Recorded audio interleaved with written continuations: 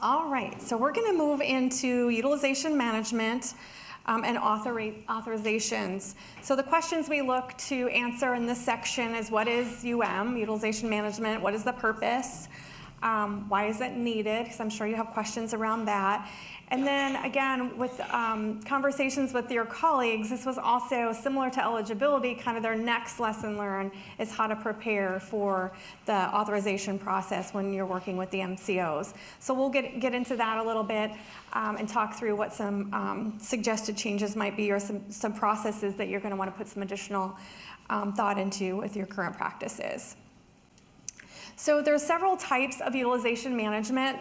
There's prospective, which happens before. There's concurrent, which is happening while. So many times concurrent is happening during an inpatient stay. So during an inpatient stay, the MCO is communicating ongoing with like the discharge planner and the case managers at the hospital. So that's an example of concurrent review. And then Lindsay touched a little bit on retrospective review when we were talking about claims. So that's done retrospectively. So after you've submitted a claim, they're looking at billing information on the claim, what the procedures were done, the documentation, things of that nature. We are specifically going to focus on prospective, which is known as the prior authorization process. So that's what our session this afternoon is really going to focus on. But I just wanted you to be aware that depending on the type of services your agency delivers, you may be involved in multiple types of utilization management.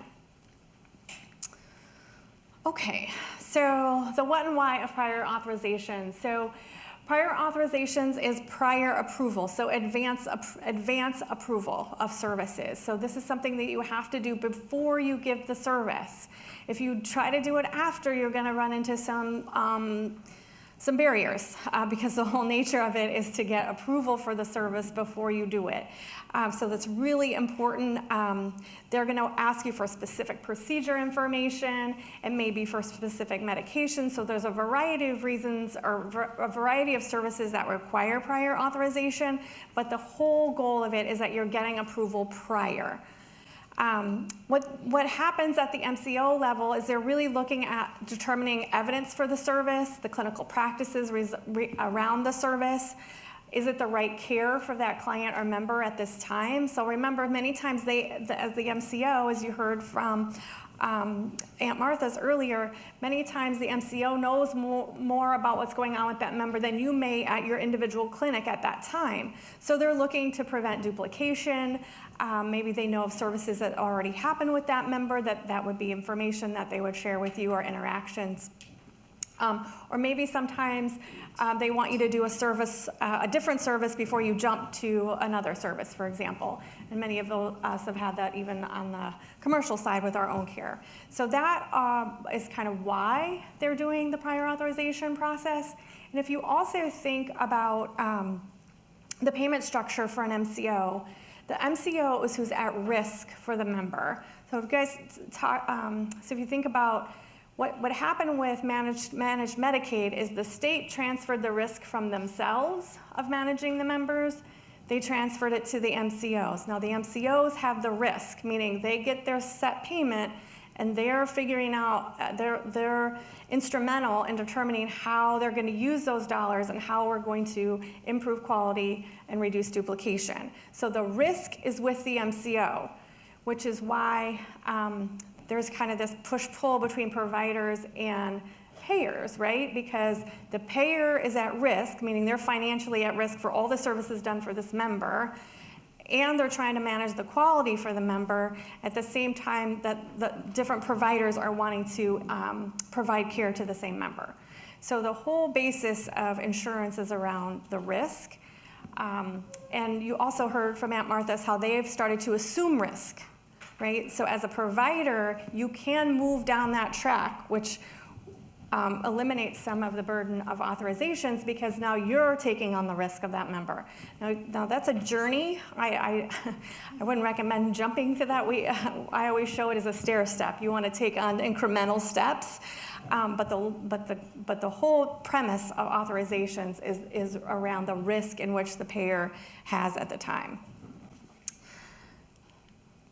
All right, so there are contractual requirements around authorizations because many times you'll hear that you don't hear back from the MCO or that it's preventing you from providing appropriate care for the member.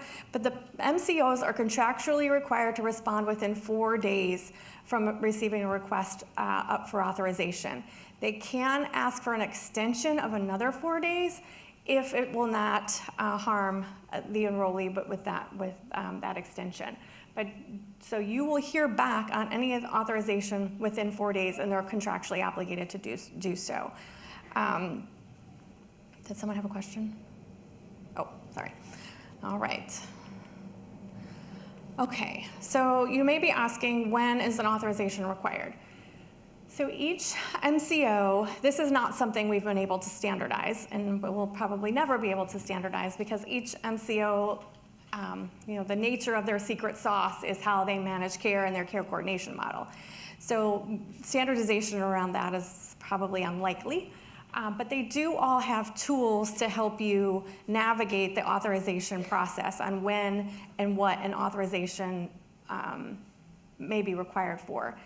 Some of the tools are better than others. Some have what I call a code checker, so you can actually put in the CPT code and it's going to tell you yes or no. Some have lists, but they all have some mechanism to communicate to you how and what for what an authorization is required for. And I really encourage you to use these tools so you're not frustrated like this individual on this cartoon here, because many times I just think for efficiency purposes and for your own sanity, if there's tools available, I would highly encourage you to use them. And these code checkers and lists are helpful and can help your staff as you move into the authorization process. The providers, as we've mentioned throughout, or the MCOs, as we've mentioned throughout the session, also have provider portals. Once you contract with an MCO, you're going to want to register for their portal. All their portals look different. They all require different things for you to register for them, but just put that on your checklist as you contract with the payers, start signing up for their portal. Now, what you're going to want to understand is what you can do with each portal, because that will also dictate for you operationally what process is and where to intersect with the portals for which members. They don't all offer the same functionality, and some of them, I don't know, how many of you have used the provider portals before? Anyone? Yes, some of them are easier than others, would you agree? Yeah, some of them are helpful than others, but the reality is they're there. Figure out what's in there and how to integrate that into your processes for your own efficiency. So for this example, they all offer member eligibility verification. So in addition to Meta, you could also look in their portal for member eligibility. Some of them you can submit your prior auths right into the portal, and they're going to notify you right in the portal. Again, some of them do that better than others, so you're going to want to do a little test on how you want to use this. Sometimes you'll also be required to submit additional information for an auth. So you could submit an auth, and they're going to ask for clinical documentation for certain things. Some of the portals can handle receiving that documentation, and some of them cannot.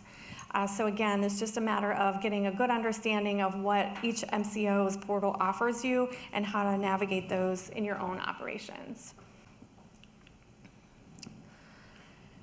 So how to prepare for prior auths. Again, it's really important that you have a mechanism for your team to know where to look for what's required and what's not required for an auth. Understanding the portals is going to be important.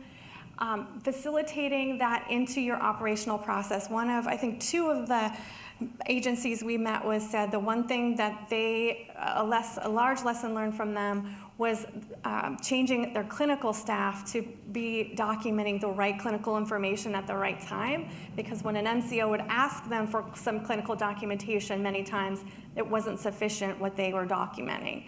So you're going to hear this afternoon, that was one of the lesson learns from Turning Point as well, so I guess we had 3. And just that additional training and understanding from your clinical teams on what is necessary in order to have that thorough documentation that's going to be requested And then knowing where the most efficient way to request the information. So where can you find it? Do you go to the portal? Do you have to call? What is it, and how will you operationally do it? Talked about that. This little clip it here is from the AMA, and I didn't put this here to scare you at first. I think it was a little bit scary. But what we wanted to show you is what we heard from your colleagues is that this isn't something that can just happen by chance. Integrating prior authorizations into your operations is something that has to be very deliberate, both from your clinical perspective and an operational perspective. So who's going to follow up? What if you don't hear in the 4 days? How are you going to proceed with the care? Because if a service requires an auth and you do not have the auth, you will not get paid for the service. So there's really no leeway in that because there just isn't any leeway. You won't get paid. I don't know what to say. So this was just to show you, this was a study the AMA did, but it really is showing you that it has to be a deliberate process. If it's not a deliberate process, then you won't be successful in getting paid from your MCOs for these particular services. So I don't want to, it was controversial me putting this in here, but again, it wasn't to scare you or to burden you. It was just to let you know that it's really important that you have a very deliberate process in order to work through the authorizations requirements. So there is a controversy around auths. Again, I've been both on the provider and the payer side, so I'm well aware of the arguments on both sides. But this all boils down to, again, that earlier conversation around risk. So when will auths go away? They'll go away as the risk transitions to different entities, right? Because right now the risk is with the MCO, so they are determining what does and doesn't require an auth. Now, the MCOs will go through their auth requirements about every quarter to 6 months and determine what needs an auth. So don't always assume you want to use those checkers, because they will update that information. I know on the team that I was managing at the time, we would go through and see how many approvals we were doing. If we were always just approving a certain type of service, why do we have the auth? We're not requiring clinical documentation, it doesn't necessarily align with the guidelines. So we would take things off the list. Sometimes if we were having a problem with services, they might come on the list. So the MCOs do take some deliberation around what's required and not required. And as the risk transitions to providers, if that's something you're interested and excited about, that's when some of the authorization requirements go away. So I don't know the details of Aunt Martha's risk contract, but my guess is if they are taking risk, then they have more say in what services they do and don't do, because again, that impacts not only the quality for the member, which they're measured on, but the cost of care for that member. All right. All right. What questions can I answer about authorizations and utilization management? I know it's not a fun topic.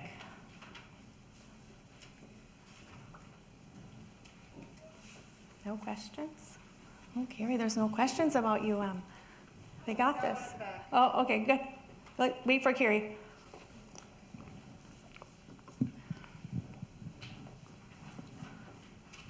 I was just wanted to ask, you put like the 4-day, but does it vary for inpatient, outpatient services?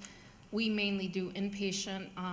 Obviously, if we're getting a referral for inpatient, you can't wait 4 days for an authorization. Right, there's different ways you can, I think in the contract that expedited versus non-expedited, so if you're in a situation, then you would want to submit as expedited, because then they have different criteria for that.